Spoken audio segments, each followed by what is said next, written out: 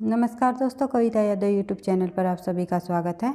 D.Sc TGT PGT Hindi की तैयारी को आगे बढ़ाते हुए आज की क्लास में हम करेंगे जो हमारा हिंदी साहित्य के इतिहास के अंतर्गत काल चला हुआ है भक्ति काल। भक्ति काल के अंतर्गत राम काव्य से संबंधित महत्वपूर्ण प्रश्नों को हम करने की कोशिश करेंगे। जो जो टॉपिक हमारा कंप्लीट होता जाता है साथ साथ हम अभ्यास के तौर पर अधिक से अधिक प्रश्नों को भी करते हुए अपनी तैयारी को आगे बढ़ा रहे हैं। ये हमने जैसे कि राम काव्य को कंप्लीट किया है तो राम काव्य से संबंधित हम लगभग 100 प्रश्नों को करने की कोशिश करेंगे। जैसे हमने निर्गुण काव्य धारा को कंप्लीट किया था तो उसके भी 180 प्रश्नों को लगभग हमने अभ्यास के तौर पर किया था। तो जैसे जैसे हमारा टॉपिक कंप्लीट होता जाता है तो हम अभ्यास के तौर पर उससे संबंधित अधिक से अधिक प्रश्नों को भी करते हुए अपनी तैयारी को आगे बढ़ा रहे हैं। आप लोगों को पता ही है, निरंतर अभ्यास ही सफलता का राज है। तो कहीं ना कहीं आपको जो ये मेहनत आप कर रहे हो तो कहीं ना कहीं आपको अवश्य ही लाभ मिलेगा, आप सफल अवश्य ही होंगे। तो ज़्यादा टाइम वेस्ट न करते हुए तो शुरुआत कर लेते हैं। हमारे जो है प्रश्न संख्या 1 राम काव्य धारा से संबंधित भक्ति काल के महत्वपूर्ण प्रश्नों को हम कर रहे हैं। तो देख लेते हैं प्रश्न नंबर 1, हिंदी राम काव्य धारा के आदि प्रवर्तक कौन है। आदि प्रवर्तक पूछा हुआ है भाई, मैंने आपको बताया भी था कंटेंट की क्लास में। हिंदी राम काव्य धारा के आदि प्रवर्तक जो है रामानंद जी रहे हैं। और प्रमुख कवि के अगर पूछ लिया जाए तो हिंदी जो राम काव्य के प्रतिनिधि कवि कौन है तो वे रहे हैं तुलसीदास। इस तरह आपको प्रश्नों का आंसर देना है। बढ़ते हैं आगे। महाभारत किस शीर्षक में विष्णु के 6 अवतारों का उल्लेख किया गया है। महाभारत के किस शीर्षक में विष्णु के 6 अवतारों का उल्लेख किया गया है ये आपको बताना है। तो हमारा जो सही आंसर हो जाएगा अनुगीता के अंतर्गत विष्णु के 6 अवतारों का इनमें उल्लेख किया गया है। राम काव्य धारा की सबसे प्रमुख भाषा कौन सी है। इस प्रश्न को आपको ध्यान से समझना है कि पूछा क्या गया है प्रश्न में। तो राम काव्य धारा की प्रमुख भाषा पूछी गई है तो कि राम काव्य धारा की प्रमुख भाषा कौन सी रही है। तो इसका जो हमारा सही आंसर हो जाएगा वो हो जाएगा अवधी, क्योंकि रामचरितमानस जो है अवधी भाषा में लिखा गया है। तुलसीदास द्वारा बहुत ही एक प्रसिद्ध महाकाव्य रहा है। तो अवधी कई रचनाएं जो है तुलसीदास ने अवधी भाषा में भी की है और ब्रज भाषा में भी की है। लेकिन राम काव्य का जब हम प्रमुख भाषा को देखते हैं तो अवधी भाषा रहेगी प्रमुख भाषा। अगर एक प्रश्न ये भी बनता है जो कि परीक्षा में आया हुआ भी है, मैंने कल ही शायद कराया था, जो PGT हिंदी की जो पिछले सालों की परीक्षा हुई थी उनमें हमने ये प्रश्न पढ़ा था कि भक्ति काल के अंतर्गत प्रमुख भाषा कौन सी रही है। अगर राम काव्य शब्द न दिया जाए तो पूरा का पूरा संपूर्ण भक्ति काल की बात करें तो भक्ति काल के अंतर्गत जो प्रमुख भाषा रहेगी वो रहेगी ब्रज भाषा, क्योंकि सूरदास जी ने ब्रज भाषा से संबंधित काफ़ी सारी रचनाएं की हैं और वे काफ़ी प्रसिद्ध रही है, प्रमुख कवि रहे हैं। तो बात करें अब राम काव्य की सबसे प्रमुख भाषा, तो राम काव्य की पूछ ली जाए तो अवधी, संपूर्ण भक्ति काल की पूछ ली जाए तो ब्रज। इस तथ्य को आपको बिल्कुल ध्यान रखना है, समझते हुए प्रश्नों को पढ़ना है। ये नहीं देखना है कि वहाँ पर हमने ये आंसर देखा था वहाँ पर ये, तो प्रश्नों में थोड़ा बहुत अंतर होता है। तो आप लोगों को प्रश्नों को समझ के साथ पढ़ते हुए अपनी तैयारी को आगे बढ़ाना है। बढ़ते हैं आगे, देख लेते हैं प्रश्न संख्या 4, राम की भावना किस पुराण में मानी गई है। तो राम की भावना जो है किस पुराण में मानी गई है। तो इसका जो सही आंसर हो जाएगा वायु पुराण के अंतर्गत राम की भावना हमें दिखाई देती है। बढ़ते हैं आगे, प्रश्न संख्या 5, राम की पादुका के अवतार माने जाते हैं। राम की पादुका के अवतार कौन माने जाते हैं।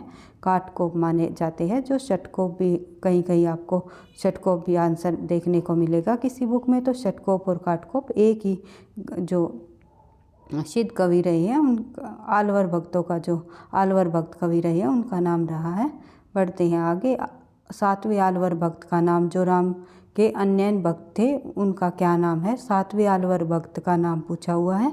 तो इसमें सही आंसर क्या हो जाएगा, तो कुलशेखर इसका सही आंसर हो जाएगा 7वें आलवर भक्त। इससे इन प्रश्नों के माध्यम से आप अपना एनालिसिस भी कर सकते हो, आपने जो कंटेंट पढ़ा है कितना आपको याद है और कितना आप समझ बेस के साथ प्रश्नों का आंसर दे रहे हो।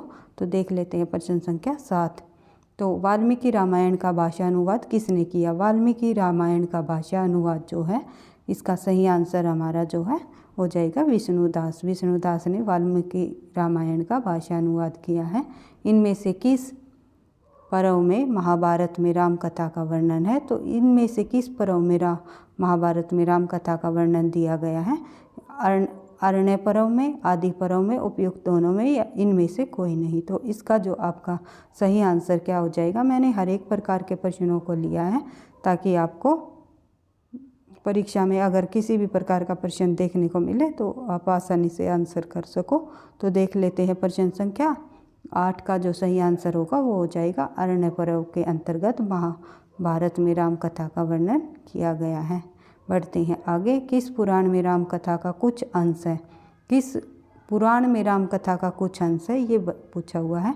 तो इनमें से किस पुराण में राम कथा का कुछ अंश दिया गया है? विष्णु पुराण में, भागवत पुराण में, वायु पुराण में।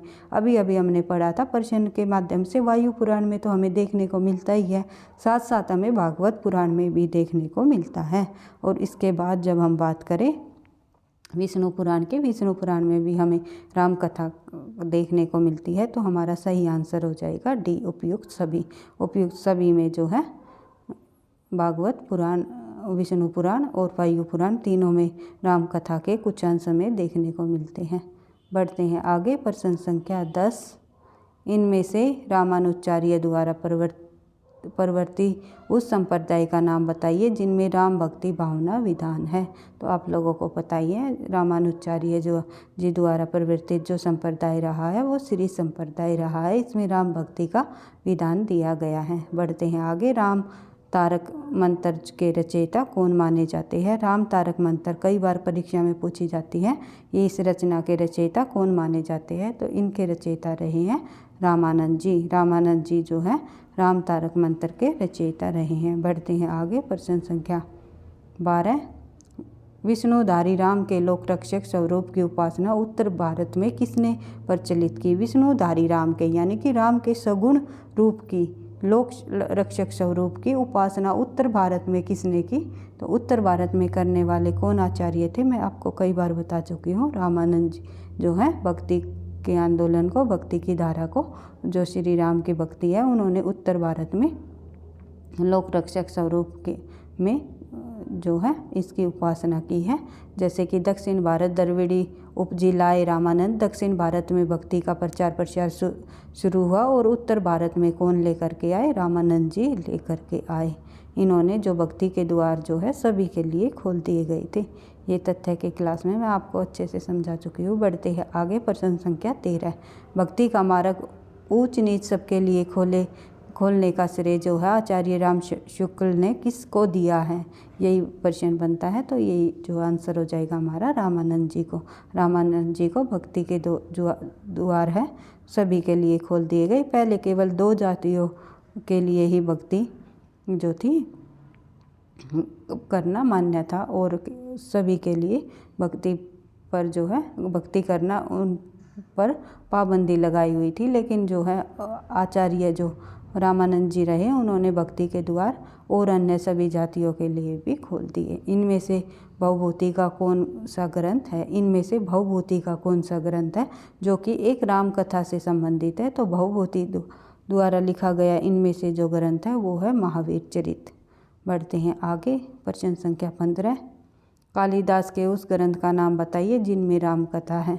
कालिदास के उस ग्रंथ में जिसमें राम कथा है वो ग्रंथ है रघुवंश। उसके बाद बात करते हैं दशावतार चरितम की रचना किसने की? तो दशावतार चरितम की रचना करने वाले जो विद्वान रहे वे रहे क्षेमेंद्र, जो कि संस्कृत के आचार्य रहे। हमें भारतीय काव्य शास्त्र में इन्हें हमें पढ़ने को देखने को हमें मिलेंगे। बढ़ते हैं आगे। प्रश्न संख्या 17। पौंचरीम के रचयिता कौन रहे हैं? पौंचरीम के रचयिता जो रहे हैं वे रहे हैं विमल सूरी। एक रचना है पौंचर्यु। ये रचना किनकी है? ये रचना स्वयंभू जी की है। लेकिन पौंचरीम के जो रचना रही है, पौंचर्यम के जो रचना रही है वे रही है विमल श्री। इन दोनों रचनाओं में आपको कंफ्यूज नहीं होना है, एक जैसी रचनाएं आपको देखने को मिलेगी। एक थोड़ा सा अंतर रहेगा उसके बाद पौंचर्यु हो जाएगा स्वयंभू की रचना में, लेकिन विमल सूरी की चरियम है। थोड़े थोड़े डिफरेंस से इन दोनों रचनाओं को आपको ध्यान रखना है, क्योंकि ये दोनों की दोनों रचनाएं परीक्षा में पूछी जाती हैं। बढ़ते हैं आगे। प्रश्न संख्या 18, इनमें से स्वयंभू द्वारा रचित राम कथा कौन सा है? अभी मैंने आपको बताया था, तो पौंचरी जो है स्वयंभू की रचना है और पौंचरियम जो है विमल सूरी जी की रचना है। महापुराण जो है पुष्यदंत की रचना है। बढ़ते हैं आगे।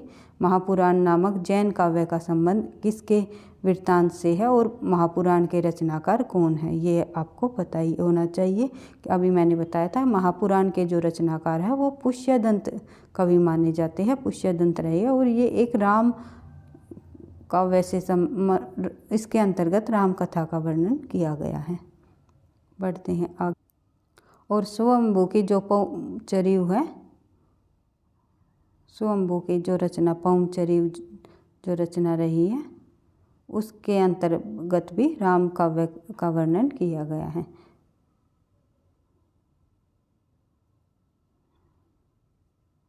पौंचरीव जो ये स्वयंभू की रचना है इसमें भी राम काव्य का वर्णन किया है, और पुष्यदंत द्वारा लिखी गई महापुराण में भी राम काव्य का वर्णन किया गया है। राम काव्य से संबंधित जो प्रमुख रचनाएं हैं वे सभी राम काव्य के अंतर्गत पूछी जाती है। तो देख लेते हैं आगे। तुलसीदास जी का जो समय रहा वो क्या रहा है? तुलसीदास जी जो है राम काव्य के जो प्रतिनिधि कवि माने जाते हैं, उनका इनमें समय क्या रहा है, यानी कि उनका जन्म और मृत्यु जीवन काल क्या रहा? तो 1532 ईस्वी से लेकर के 1623 ईस्वी इनका समय रहा। बढ़ते हैं आगे।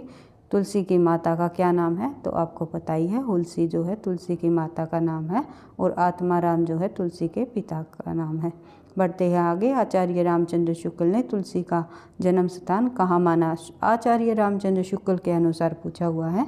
तो भाई आचार्य रामचंद्र शुक्ल ने तुलसी का जो जन्म स्थान है वो राजापुर में माना। किसी ने सोरोह माना है, किसी ने जो है राजापुर माना है। इस प्रकार आप लोगों को ध्यान रखना है। बढ़ते हैं आगे। प्रश्न संख्या 23, अस्थिम चरम्य देह ममता में ऐसी प्रीति। तो यानी कि इसका जो अर्थ हो जाएगा कि मेरा शरीर अस्थि, अस्थि यानी कि हड्डी, चरम्य मतलब है खाल या मांस अर्थात मांस, हड्डी और मांस से मेरा देह बना हुआ है। इससे आप ऐसी प्रीति कर रहे हो, इससे ऐसी क्या प्रीति है कि ऐसी प्रीति अगर मेरे इस देह हड्डी और मांस की देह से कर रहे हो, तो ऐसी प्रीति आप श्री राम जी से करते तो आपका उद्धार हो जाता। ये जो बात कही है, अगर श्री राम जी से करते तो आपका पूरे जीवन का उद्धार हो जाता। तो ये जो बात कही है, ये कथन कहा है, ये किन्होंने कहा है? ये रत्नावली ने कहा है तुलसीदास जी को। ये आपको पता ही होगा कि उन्होंने ये भी कहा था, लाज न आवत आपको। तो इस प्रकार से उन्होंने उसके तुलसीदास जी के प्रेम को इस तरह उन्होंने व्यंग्य कसा था। इसी व्यंग्य के कारण तुलसीदास जी श्री राम जी की भक्ति करने लगे, राम के भक्त हो गए, और आगे चल के काफ़ी प्रसिद्धि इन्होंने प्राप्त की। तो इस प्रकार से अगर ये कथन पूछ लिया जाए तो ये कथन किसका है? तो रत्नावली जी का है, ना कि आप लोग तुलसीदास क्या लगाएंगे। तो रत्नावली द्वारा कहा गया ये कथन है, जो कि तुलसीदास जी की पत्नी है। बढ़ते हैं आगे। प्रश्न संख्या 24, तुलसीदास को कालिदास का वाल्मीकि किसने कहा? तुलसीदास जी को कालिदास का वाल्मीकि कहने वाले जो विद्वान हैं वो कौन है? तो वो रहे हैं डॉक्टर ग्रियर्सन। बढ़ते हैं। जॉर्ज ग्रियर्सन ने तुलसीदास जी को कालिदास का वाल्मीकि कहा है। बढ़ते हैं आगे। प्रश्न संख्या 25, लोकनायक वही हो सकता है जो समन्वय करने का कथन।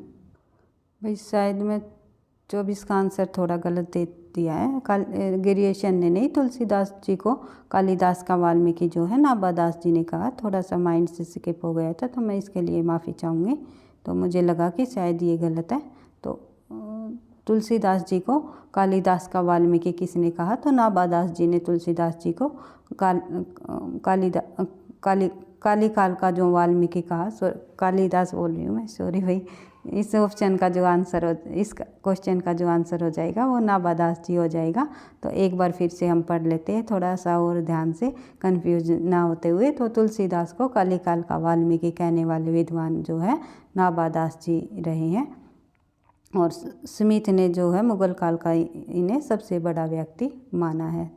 बढ़ते हैं आगे, देख लेते हैं प्रश्न संख्या 25। थोड़ा जल्दी जल्दी मैं प्रश्नों को कराने की कोशिश कर रही थी, तो इसमें थोड़ा हड़बड़ाहट में थोड़ा सा क्वेश्चन थोड़े गलत हो जाते हैं। तो ऐसा नहीं है कि जो हमारे ये प्रश्न है हम थोड़ा सा ध्यान से ही पढ़ना, इसी प्रकार से हम थोड़ा ध्यान से अगर परीक्षा में प्रश्नों को पढ़ेंगे तभी हमारे जो आंसर सही हो पाएंगे, नहीं तो हमारे आते हुए प्रश्न गलत हो जाते हैं। ये आप लोगों को देखने को मिलता ही है कि जब हम परीक्षा दे करके आते हैं तो बाहर आकर के जब हम प्रश्नों का जब एनालिसिस करते हैं तो हमें लगता है कि अरे ये प्रश्न तो हमारा बिल्कुल ठीक होना चाहिए था, ये तो हमें बिल्कुल 50 बार पढ़ा हुआ प्रश्न है, लेकिन हम वहाँ पर गलत कर जाते हैं।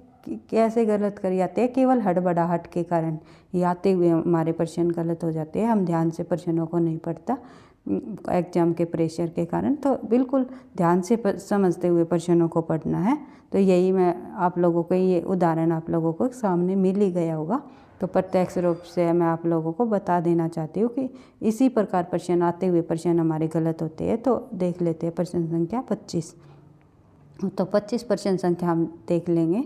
तो लोकनायक वही हो सकता है जो समन्वय कर सके, यह कथन किसका है? तो लोकनायक वही हो सकता है जो समन्वय कर सके, जो यह कथन जो है हजारी प्रसाद द्विवेदी जी का है। तुलसीदास जी के संबंध में इन्होंने यह कथन कहा है। बढ़ते हैं आगे, प्रश्न संख्या 26। ज्ञान भक्ति का विशद विवेचन रामचरितमानस के किस कांड में दिया गया है? तो ज्ञान और भक्ति का विशद विवेचन जो है रामचरितमानस के किस कांड में है? तो इसका जो सही आंसर हो जाएगा उत्तर कांड में इसका विवेचन दिया है। बढ़ते हैं आगे, सूरदास की रचना संस्कृत की कोमलकांत पदावली और अनुप्रासों की वह छटा नहीं है जो तुलसीदास की रचना में हमें दिखाई पड़ती है। यह कथन किस आलोचक का है? ये भाई हमारा सूरदास से संबंधित प्रश्न आ गया, कोई बात नहीं, कर लेते हैं हम। तो जो हमारा ये सही आंसर हो जाएगा आचार्य रामचंद्र शुक्ल जी ने कहा है, सूरदास की रचना में संस्कृत की कोमलकांत पदावली और अनुप्रासों की वह छटा नहीं है जो तुलसीदास जी की रचनाओं में हमें मिलती है। तो तुलसीदास से संबंधित भी यह प्रश्न है। तो तुलसीदास के जो राम का के प्रश्नों में भी हम पढ़ सकते हैं और सूरदास के प्रश्नों में भी इसे हम इंक्लूड कर सकते हैं। तो रामचंद्र शुक्ल द्वारा कहा गया कथन है। बढ़ते हैं आगे, प्रश्न संख्या 28। दुल्लह राम सी दुल्हरी जो ये पंक्ति है, यह किस लेखक, ये पंक्ति तुलसीदास जी की किस ग्रंथ में दी गई है? तो लेखक नहीं पूछा है भाई, रचनाकार नहीं पूछा इस जो पंक्ति का, इसका ये पूछा हुआ है कि किस रचना में दी गई है। इस प्रकार भी प्रश्न पूछे जाते हैं। केवल ये नहीं है कि कोई पंक्ति उठा दे दी जाती है कि ये किस रचनाकार की है या किस लेखक की है, उसकी रचना से संबंधित रचना भी पूछ लेते हैं, ये किस रचना से ली गई है। तो इसका जो सही आंसर हो जाएगा, ये गीतावली की रचना है, ये गीतावली की पंक्ति है। देख लेंगे आगे, बढ़ते हैं आगे। तो गोस्वामी तुलसीदास जी के गुरु कौन थे? गोस्वामी तुलसीदास जी के गुरु निम्नलिखित में से जो रहे हैं, नरहरि दास गोस्वामी तुलसीदास जी के गुरु थे। बढ़ते हैं आगे, तुलसीदास के नाटक के रचयिता कौन रहे हैं? तुलसीदास नाटक के रचयिता जो रहे हैं वे रहे हैं जगन्नाथ प्रसाद चतुर्वेदी जी।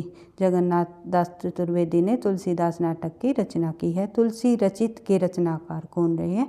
यहाँ पर तुलसीदास नाटक के रचनाकार पूछा हुआ है जगन्नाथ प्रसाद चतुर्वेदी, तो यहाँ तुलसी चरित रचना पूछी हुई है। तो तुलसी चरित जो रचना है वो किस लेखक की है? तो ये आपको ध्यान रखना है। तो ये रघुवर दास जी की रचना है। बढ़ते हैं आगे, एक है गोसाई, एक है गोसाई तुलसीदास, वो है बेनी माधव दास जी की। ये तुलसी चरित्र जो है रघुवर दास जी की। इन्हीं दोनों रचनाओं में तुलसीदास जी के समय के बारे में बताया गया है, उनके जन्म के बारे में अच्छे से बताया गया है कि उनका जन्म कब हुआ और कहाँ पर हुआ। बढ़ते हैं आगे, देख लेते हैं 32 प्रश्न संख्या तुलसीदास को बुद्ध देव के बाद सबसे बड़ा लोकनायक कहा, किसने कहा?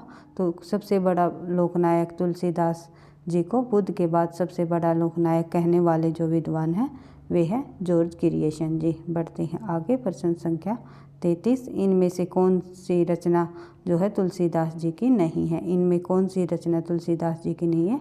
पार्वती मंगल भी तुलसीदास जी की है, जानकी मंगल भी और बरवे नारायण भी। रामचंद्रिका जो है सी ऑप्शन हमारा सही हो जाएगा। रामचंद्रिका जो है तुलसीदास जी की रचना नहीं है, यह केशवदास जी की रचना है, केशव की रचना है, जो कि भक्ति काल के कवि रहे हैं और ये रीति काल के अंतर्गत भी इन्होंने रचना की है। कोई विद्वान इन्हें भक्ति काल का कवि मानता है तो कुछ विद्वान इन्हें रीति काल के। ये आगे चलकर हम रीति काल के अंतर्गत अच्छे से डिटेल से इनकी चर्चा करेंगे। बढ़ते हैं आगे, प्रश्न संख्या 34। इनमें से किस काव्य ग्रंथ में तुलसी ने ब्रज भाषा का प्रयोग किया है? इनमें से किस काव्य ग्रंथ में तुलसीदास जी ने ब्रज भाषा का प्रयोग किया है? मैंने ट्रिक के साथ आप लोगों को समझा दिया है कि तुलसीदास जी की जो कुछ रचनाएं हैं अवधी भाषा में लिखी गई, कुछ रचनाएं ब्रज भाषा में लिखी गई।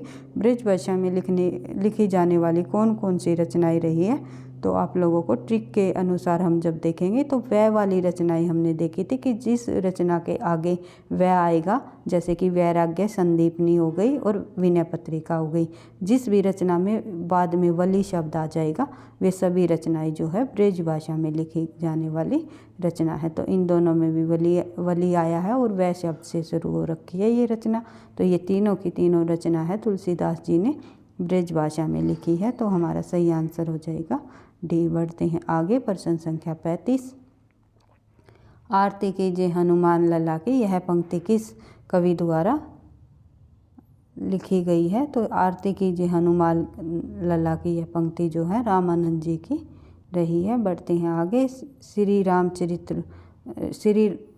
रामाचरण पद्धति किस ग्रंथ की रचना है?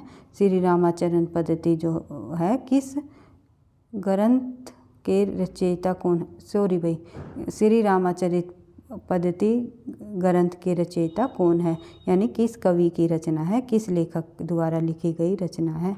तो देख लेते हैं। तो इसका जो हमारा सही आंसर हो जाएगा, इसका जो श्री रामाचरण पद्धति जो रचना रही है वो है रामानंद जी की। बढ़ते हैं आगे, रामानंद संप्रदाय की प्रसिद्ध गद्दी राजस्थान में कहाँ है? रामानंद संप्रदाय की प्रसिद्ध गद्दी जो है वो राजस्थान में गलता जी में हमें देखने को मिलती है। बढ़ते हैं आगे, इनमें से क्षेमेंद्र की रचना कौन सी है? तो इनमें से क्षेमेंद्र जी की जो रचना है वो कौन सी है जिसमें कि राम कथा का वर्णन किया गया है? वह रचना क्षेमेंद्र की जिसमें राम कथा का वर्णन किया गया है वो है रामायण मंजरी। बढ़ते हैं आगे, प्रश्न संख्या 39। पर्शियन राघव के रचयिता का नाम बताइए। पर्शियन राघव जो रचना रही है उसके रचयिता का नाम क्या है? तो उसके जो रचयिता का नाम रहा है वो केशवदास की जी रचना रही है। तमिल भाषा में रचित रामायण का क्या नाम है? तमिल भाषा में रचित जो रामायण जो है उसका क्या नाम है? तो उसका जो नाम है वो है कंब रामायण तमिल भाषा में लिखी गई रचना है। बढ़ते हैं आगे, इनमें से कौन सी रामायण मराठी भाषा में रचित है? तो इनमें से कौन सा जो रामायण है वो मराठी भाषा में रचित है? तो ये सभी की सभी रचनाएं हैं अर्ध रामायण, मंगल रामायण और भावार्थ रामायण, तीनों रचनाएं ये है मराठी भाषा में लिखी गई रचना है। बढ़ते हैं आगे, प्रश्न संख्या 42। अंगद पेज जो है नामक ग्रंथ किस लेखक का है? अंगद पेज जो रचना है किस लेखक द्वारा लिखी गई है? तो ये है ईश्वरदास जी की। बढ़ते हैं आगे, देख लेते हैं प्रश्न संख्या 43। रामाष्टायम के रचयिता कौन रहे हैं? रामाष्टायम के रचयिता जो रहे हैं वे रहे हैं अगरदास जी। तपसी शाखा का पलवन किन्होंने किया? तपसी शाखा का जो पलवन करने वाले जो विद्वान रहे हैं वे रहे हैं द्वारकादास। उसके बाद बात करें भक्तमाल के रचयिता कौन रहे हैं? भक्तमाल के रचयिता रहे हैं नाभादास, आपको पता ही है। उसके बाद बात कर लेते हैं प्रश्न संख्या 46। मूल गोसाई चरित मूल गोसाई चरित्र जो रचना है वो बेनी माधव दास जी की है और तुलसी चरित्र जो रचना है वो रघुवर दास जी की है। बढ़ते हैं आगे। ये दोनों की दोनों रचनाएं तुलसीदास जी के जीवन से संबंधित है। तुलसीदास जी का जीवन वृत्तांत इनमें मिलता है और अन्य रचनाएं भी लिखी गई है तुलसीदास जी जिनमें तुलसीदास जी का जीवन वर्णन मिलता है, जैसे कि अमृतलाल नागर के मानस के हंस में तुलसीदास जी के जीवन का वर्णन मिलता है। तुलसीदास जीवन से संबंधित रचनाएं रही है। इनमें से देख लेते हैं तुलसीदास जी के जीवन चरित्र को जानने के लिए कौन सा ग्रंथ सर्वाधिक उपयुक्त है। तुलसी के जीवन चरित्र को जानने के लिए कौन सा ग्रंथ सर्वाधिक उपयुक्त है, तो इनमें ये प्रश्न पूछा गया। इस प्रश्न को भी आपको समझते हुए पढ़ना है, क्योंकि परीक्षा में अगर इस प्रकार से प्रश्न पूछ लिया जाए तो हमारा सही आंसर हो जाएगा मूल गोसाई। मूल गोसाई चरित्र में जो जितनी भी तुलसीदास से संबंधित जो रचनाएं लिखी है, तुलसी के जीवन वृत्तांत लिखा हुआ है, जितने भी लेखकों ने, जैसे कि मैंने अभी बताया कि अमृतलाल नागर ने भी मानस का हंस लिखा है, रघुवर दास ने तुलसी चरित्र रचना लिखी है और बेनी माधव दास ने मूल गोसाई चरित्र लिखी है। तो इनमें सभी में जो है मूल गोसाई चरित्र के द्वारा तुलसी के जीवन का चरित्र हमें जानने को मिलता है। सर्वाधिक उपयुक्त जो हमें मिलता है, सबसे अधिक जो एक कहें तो प्रमाणिक रूप से या जो सही ढंग से हमें देखने को मिलेगा तो वो मिलेगा मूल गोसाई चरित्र में। लेकिन अगर प्रश्न में ये पूछ लिया जाए कि तुलसी के जीवन चरित्र को जानने के लिए तुलसीदास की कौन सी रचना है, ये तुलसीदास की रचना की बात करें तो इसमें हमें देखने को मिलती है कि विनय पत्रिका के माध्यम से हम तुलसी के जीवन के चरित्र को समझेंगे और तुलसीदास जी की किस रचना के माध्यम से हम राम के जीवन को समझेंगे या राम के चरित्र को समझेंगे, तो वो हो जाएगी रामचरितमानस। तुलसी के जीवन को समझने वाली जो रचना हो जाएगी वो विनय पत्रिका। ये है तुलसीदास द्वारा रचित। इस तथ्य को आपको ध्यान रखना है। और इसमें ये प्रश्न पूछा है कि अगर ये पूछ लिया जाए तुलसी के जीवन चरित्र को जानने के लिए कौन सा अधिक सर्वाधिक उपयुक्त रहेगा, वो रहेगा मूल गोसाई चरित्र। इन प्रश्नों को आपको बिल्कुल ध्यान से समझते हुए करना है। ये नहीं है कि कन्फ्यूजन में आप लोगों ने पढ़ रखा है कि तुलसी के जीवन को चरित्र जानने के लिए सर्वाधिक उपयुक्त ग्रंथ है। अभी मैम ने बताया था कि विनय पत्रिका में हमें तुलसी के जीवन का वृत्तांत मिलता है, रामचरितमानस में हमें राम के जीवन का चरित्र मतलब वर्णन मिलता है। तो इस प्रकार से आपको प्रश्नों को बिल्कुल समझ के बेस पर करना है कि प्रश्न में पूछा क्या गया है, कि सभी रचनाओं में पूछा हुआ है, ना कि ये पूछा हुआ है कि तुलसी द्वारा रचित कौन सी रचना में। इस प्रकार से प्रश्न नहीं पूछा हुआ, तो इस तरह आपको बिल्कुल समझते हुए चलना है। बढ़ते हैं आगे। प्रश्न संख्या 48। आई होप आपको समझ आ रहा होगा। और भाई कोई भी अगर कमी आपको लग रही है, किसी भी तरह आप और क्लास चाहते हो, तो कमेंट बॉक्स में कमेंट कर दिया करो। मैं ज़रूर सुधार करने की पूरी कोशिश करूँगी। और वीडियो पसंद आती है तो भाई लाइक भी कर दिया करो। आपके एक लाइक से मुझे अधिक मोटिवेशन मिलता है और नेक्स्ट वीडियो बनाने का। तो देख लेते हैं प्रश्न संख्या 48। तुलसी के किस रचना में उसके जीवन से संबंधित वृत्तांत अधिक पाया जाता है।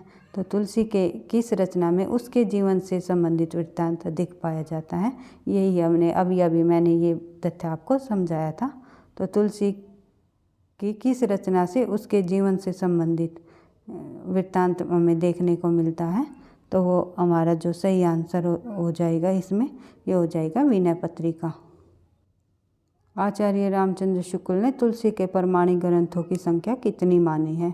ये थोड़ा टाइपिंग मिस्टेक है भाई, कितनी मानी है। तो आचार्य रामचंद्र शुक्ल ने तुलसी के प्रमाणिक ग्रंथों की संख्या मानी है 12। बढ़ते हैं आगे। तुलसीदास के समकालीन कौन रहे हैं। तुलसीदास के समकालीन कवियों में जो रहे हैं वे रहीम भी है, नंददास भी है और सूरदास भी माने जाते हैं। तो उपयुक्त सभी हमारा आंसर हो जाएगा। बरवे रामायण की रचना तुलसीदास ने किसके आग्रह पर की। तो बरवे रामायण की जो रचना है तुलसीदास जी ने किसके आग्रह पर की है, ये आपको बताना है। तो बरवे रामायण की रचना है तुलसीदास ने जो है रहीम के आग्रह पर की। बढ़ते हैं आगे, तुलसी की गीतावली किस कवि की रचना से प्रभावित है? तो तुलसी की गीतावली जो है वो सूरदास की रचना से प्रभावित रचना मानी जाती है। बढ़ते हैं आगे, प्रश्न संख्या 53, हनुमान बाहुक के रचयिता कौन है? तो इनमें से हनुमान बाहुक के रचयिता है तुलसीदास जी, जो कि हनुमान बाहुक जो है बाहु रोग से मुक्ति के लिए उन्होंने ये रचना की थी। पढ़ते हैं आगे, देख लेते हैं प्रश्न संख्या 44, रामचंद्रिका के रचयिता कौन माने जाते हैं? रामचंद्रिका के रचयिता का नाम बताइए। तो केशवदास जी रहे हैं रामचंद्रिका के रचयिता, जिन्हें रामचंद्रिका को छंदों का अजायब घर भी कहा जाता है, अत्यधिक छंद होने के कारण। देख लेते हैं, तुलसीदास को चलता फिरता तरु किसने कहा? तुलसीदास जी को चलता फिरता तरु कहने वाले विद्वान रहे हैं मधुसूदन सरस्वती। बढ़ते हैं आगे, तुलसीदास जी विद्वान थे, किस शताब्दी में के कवि रहे हैं? ये भी पूछ लिया जाता है। उनका सन भी पूछ लिया जाता है। जीवन किसी सन कब, तुलसीदास जी का जन्म कब हुआ, ये भी पूछ लिया जाता है। जीवन काल क्या रहा, और ये भी पूछ लिया जाता है किस शताब्दी के कवि रहे हैं? तो ये 16वीं शताब्दी के कवि माने जाते हैं। बढ़ते हैं आगे, तुलसीदास की कौन सी रचना कली काल से मुक्ति पाने हेतु लिखी? बाहु रोग से मुक्ति पाने के लिए उन्होंने हनुमान बाहु की रचना की, और कली काल से मुक्ति पाने के लिए इन्होंने तुलसीदास जी ने कौन सी रचना की? तो वो है विनय पत्रिका। बढ़ते हैं आगे, रामचरितमानस की रचना आचार्य रामचंद्र शुक्ल के अनुसार कितने समय में हुई? शुक्ल के अनुसार जो है रामचरितमानस की रचना है कितने समय में हुई, उनका कितना समय लगा उनको यह रचना करने में? तो ये रहा 2 वर्ष 7 माह। बढ़ते हैं आगे, रामचरितमानस में कुल कितने कांड हैं? तो रामचरितमानस में हम जब कांडों को देखते हैं तो कुल 7 कांड हमें मिलते हैं। रामचरितमानस में 7 कांड माने जाते हैं। बढ़ते हैं आगे, प्रश्न संख्या 60, रामचरितमानस की रचना कब हुई? रामचरितमानस की जो रचना है कब हुई ये बताना है। तो 1631 विक्रमी संवत में रामचरितमानस की रचना की गई। बढ़ते हैं आगे, रामचरितमानस का जो 5वां कांड है वो कौन सा है? एक 5वां कांड जो रहा है रामचरितमानस का वो है सुंदरकांड। सुंदरकांड जो है रामचरितमानस का 5वां कांड है। उसके बाद देख लेते हैं, सही आंसर हो जाएगा सुंदरकांड। सुंदरकांड रामचरितमानस का 5वां कांड है। प्रश्न संख्या 62, इनमें से राम कथा का मार्मिक प्रसंग कौन सा है? तो राम कथा का मार्मिक प्रसंग जो है इनमें से कौन सा माना गया है?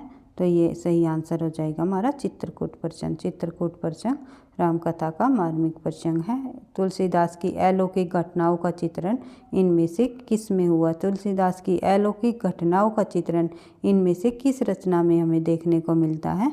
तो ये बताना है। इसका जो सही आंसर हो जाएगा गोसाई चरित्र में। बढ़ते हैं आगे, तो रामचरितमानस के राम में कौन सा गुण विद्यमान है? रामचरितमानस के जो राम रहे हैं उनमें कौन सा गुण हमें देखने को मिलता है? तो 3 प्रकार के उनमें गुण हमें देखने को मिलते हैं। शक्ति भी है उनमें, सौंदर्य भी है और शील भी है। बढ़ते हैं आगे, पौरुष्य रामायण के रचयिता कौन रहे हैं? पौरुष्य रामायण के रचयिता जो रहे हैं वे रहे हैं नरहरि वाट। बढ़ते हैं आगे, रामवत संप्रदाय के प्रवर्तक आप लोगों को पता ही है, रामानंद जी जो है रामवत संप्रदाय के प्रवर्तक रहे हैं। रामानंद वर्णाश्रम व्यवस्था को समाज के लिए स्वीकार करते हैं, किंतु उपासना के क्षेत्र में नहीं। जो ये कथन कहा गया है रामानंद जी के संबंध में, ये किस विद्वान द्वारा कहा गया कथन है? तो ये कथन है आचार्य रामचंद्र शुक्ल ने। बढ़ते हैं आगे, गोद लिए हुलसी फिरे तुलसी सो सूत होए। जो ये पंक्ति है ये किसकी है? कई बार परीक्षा में ये देखने को हमें मिली है। तो ये पंक्ति जो है किस लेखक द्वारा लिखी गई है? गोद लिए हुलसी फिरे तुलसी सो सूत होए। तो ये पंक्ति जो है रहीम जी की है। बढ़ते हैं आगे, राम के बाल रूप की झांकी किस ग्रंथ में हमें सर्वाधिक देखने को मिलती है? अगर राम के बाल रूप के वर्णन की बात करें तो हमें वो मिलता है कवितावली के अंतर्गत तुलसीदास जी की जो रचना है कवितावली के अंतर्गत हमें राम के बाल रूप की झांकी हमें देखने को मिलती है। बढ़ते हैं आगे। प्रश्न संख्या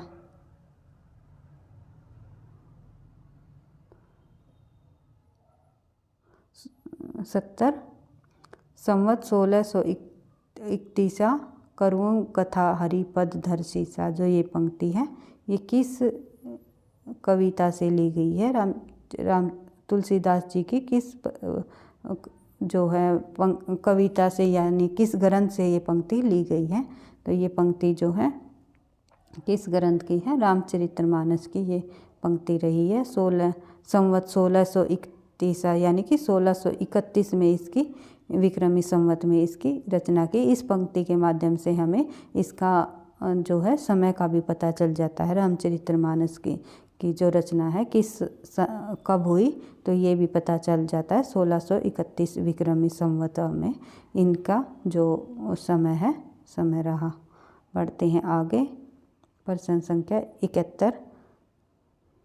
अवधेश के बालक चारी सदा तुलसीदास मन मंदिर में बिहरे। ये पंक्ति किस काव्य ग्रंथ से ली गई है? ये भी पंक्ति ये पूछी हुई है किस काव्य ग्रंथ से ली गई है, कि लेखक का नाम नहीं पूछा तो काव्य ग्रंथ का ही पूछ लिया है।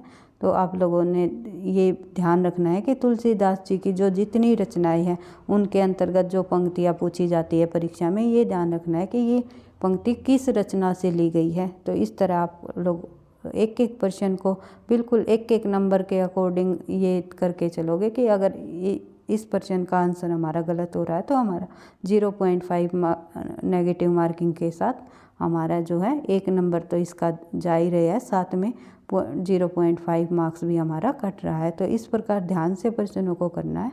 एक एक प्रश्न से आपका एक एक नंबर बनेगा। तो यही इसी तरह आप लोगों को अपनी तैयारी को आगे बढ़ाना है।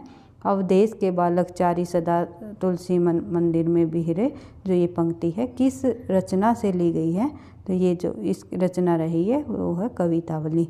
कवितावली से उन्होंने तुलसीदास जी कवितावली से ये जो है पंक्ति ली गई है। तुलसीदास द्वारा रचित कवितावली रचना इसका सही आंसर हो जाएगा। बढ़ते हैं आगे। केशव कहीं न जाए कहीं, ये पंक्ति किस कवि की है? तो ये जो पंक्ति है ये किस कवि की है? ये पंक्ति है तुलसीदास जी की।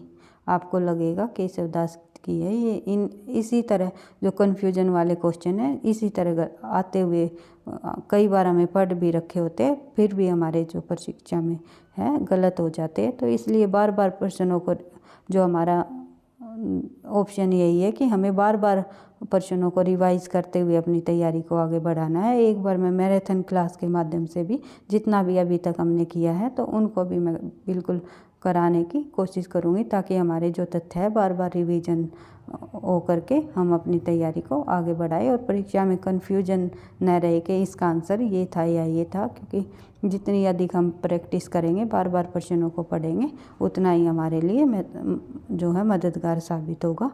देख लेते हैं प्रश्न संख्या 73। अब लो नसानी अब न नसेही, जो ये पंक्ति है ये किस ग्रंथ से ली गई है? तुलसीदास जी के किस ग्रंथ की पंक्ति है ये? तो ये जो है पंक्ति ये है विनय पत्रिका की पंक्ति है। बढ़ते हैं आगे। जाके प्रिय न राम विदेही, ये पंक्ति है ये किस पद की किस पुस्तक से है, यानी किस ग्रंथ से ली गई है? इसमें भी यही पूछा है। ये पंक्ति है ये भी जो है ये भी विनय पत्रिका की से ली गई है। बढ़ते हैं आगे। विनय पत्रिका का अन्य नाम क्या है? विनय पत्रिका का और एक अन्य नाम भी रहा है, वो मैंने आपको बताया था कंटेंट की क्लास में। राम विनयवली जो है विनय पत्रिका का अन्य नाम रहा है। विनय पत्रिका की भाषा क्या रही है?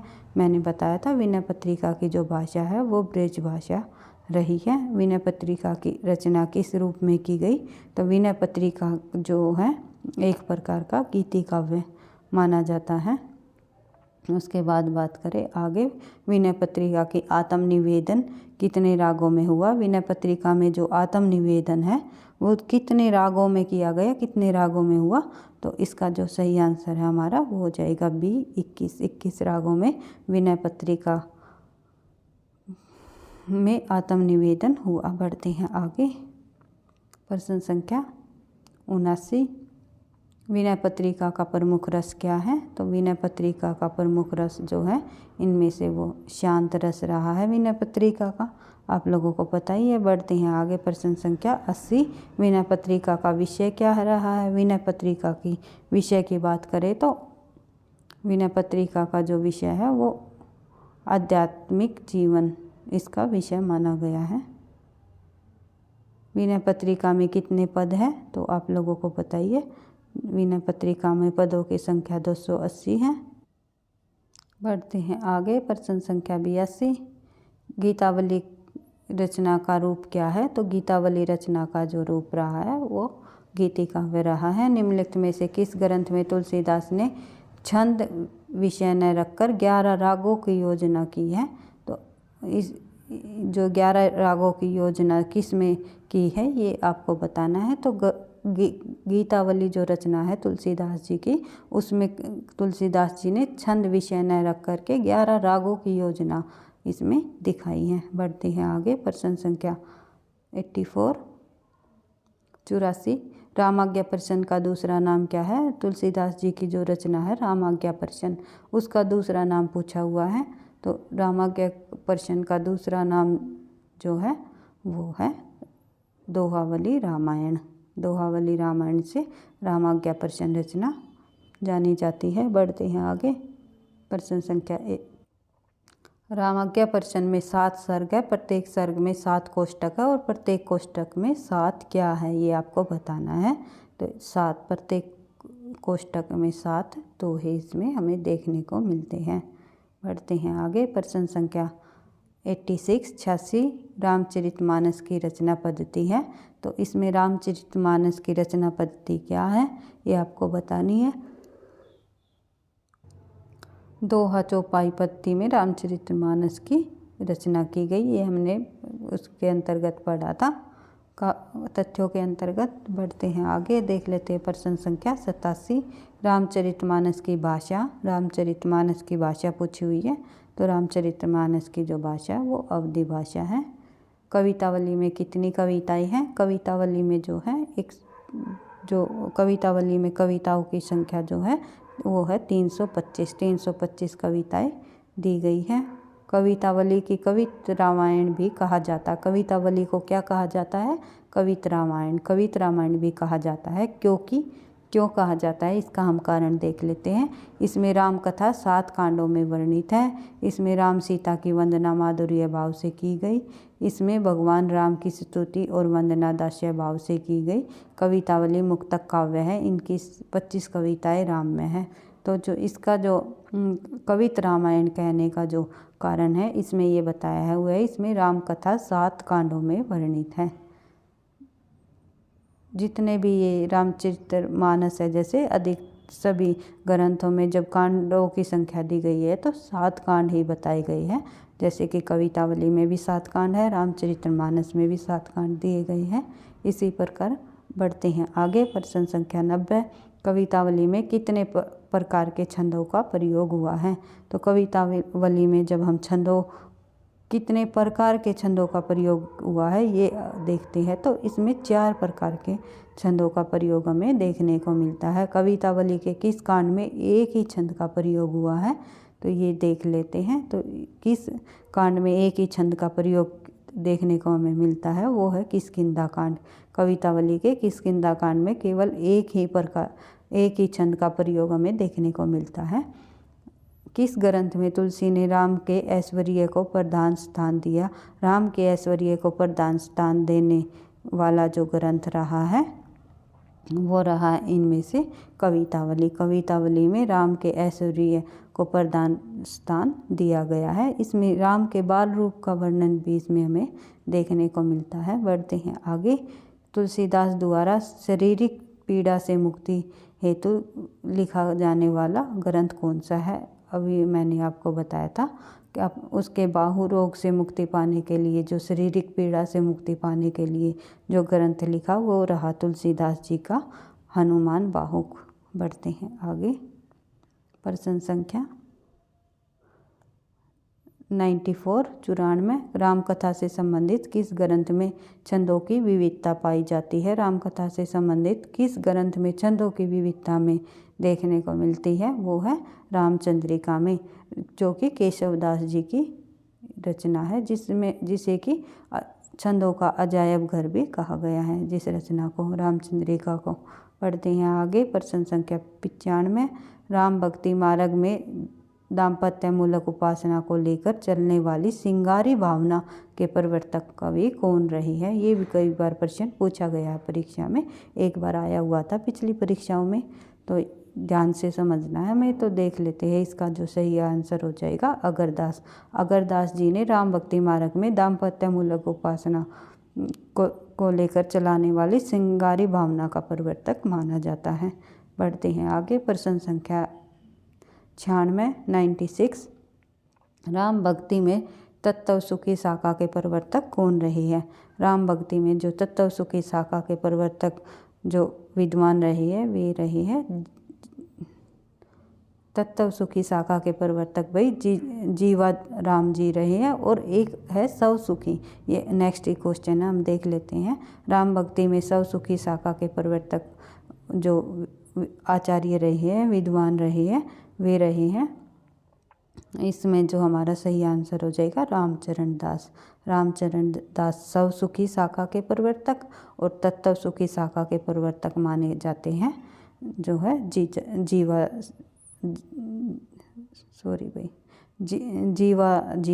जीवाराम जी। बढ़ते हैं आगे। प्रश्न संख्या 98 तुलसीदास द्वारा रचित कौन सा ग्रंथ दार्शनिक माना जाता है।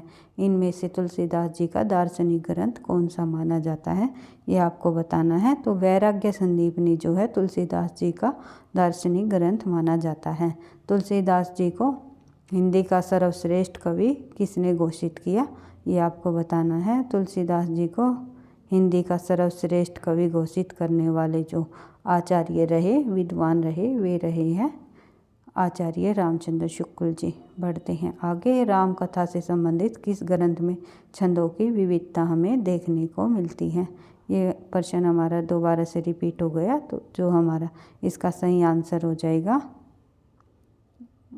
रामचंद्रिका। रामचंद्रिका में हमें छंदों की विविधता, अनेक प्रकार के छंद हमें देखने को मिलते हैं, तो ये आपको ध्यान रखना है। बट हमारा आंसर हो जाएगा सी।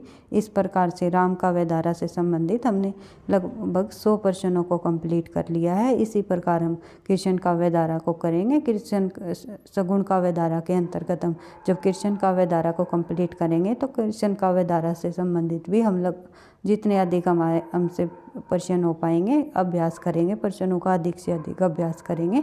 फिर एक साथ हम संपूर्ण भक्ति काल के प्रश्नों को भी हम करेंगे। तो जितने हमारे जो बचे हुए प्रश्न हैं उनको भी हम, जैसे कि मिक्सचर जब हम प्रश्नों को करेंगे, उनके अंतर इंक्लूड करते हुए संपूर्ण भक्ति काल के लगभग 500 के लगभग मैं प्रश्नों को आपको कराने की कोशिश करूँगी। तो इसी प्रकार हम एक एक टॉपिक को बिल्कुल डिटेल से और उसके प्रश्नों का अभ्यास करते हुए हम अपनी तैयारी को आगे बढ़ाएंगे, तो हमारी जो एग्ज़ाम तक बहुत ही अच्छी तैयारी हो जाएगी। वीडियो पसंद आई तो लाइक करना, मेरे दोस्तों के साथ शेयर करना, चैनल पर पहली बार हो तो सब्सक्राइब कर लेना, ताकि नोटिफिकेशन आपको समय पर मिलता रहे। पढ़ते रहना, आगे बढ़ते रहना। थैंक यू, धन्यवाद।